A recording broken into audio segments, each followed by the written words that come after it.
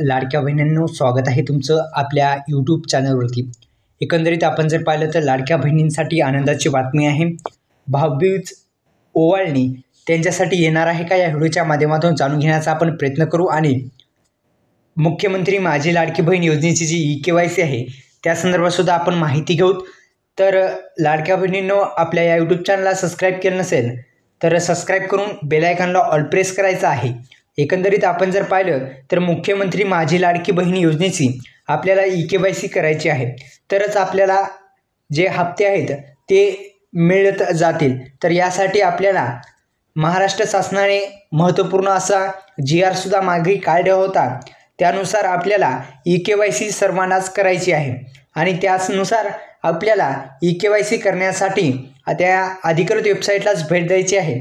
अधिकृत वेबसाईट आपल्या सर्वांना माहिती आहे, ladkibahn.maharashtra.gov.in या वेबसाईटला भेट दिल्याच्यानंतर मुखपृष्ठावरील ई-केवायसी बॅनरवर क्लिक करायचं आहे आणि तुमची ई-केवायसी प्रक्रिया तुमचा आधार कार्ड आणि आपल्याकडे OTP मोबाईल क्रमांक आधार कार्डशी लिंक असणे फार महत्त्वाचं आहे। तर अशा दोन गोष्टी तुमच्याकडे असणं फार महत्त्वाच्या आहेत। एकंदरीत हे दोन जर गोष्टी असतील तर तुमची ई-केवायसी लवकरात लवकर होणार आहे। तर ई-केवायसी करण्यासाठी आपल्याला या अधिकृत वेबसाईटवरती यायचं आहे।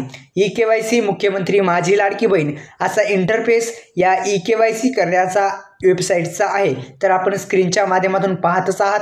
इथं आपला आधार क्रमांक पुन्हा एकदा सांगतो, इथं आपला आधार क्रमांक टाकायचा आहे। हा कॅप्चा टाकून आपल्याला मी सहमत आहे याच्यावर क्लिक करून OTP घ्यायचा आहे। तुमचा वडिलांचा किंवा पतीचा आधारचा OTP घ्यायचा आहे आणि ई-केवायसी तुमची पूर्ण करायची आहे। आता लाडक्या बहिणींना लवकरच भाऊबीज ओवाळणी सुद्धा येण्याची शक्यता आहे। धन्यवाद।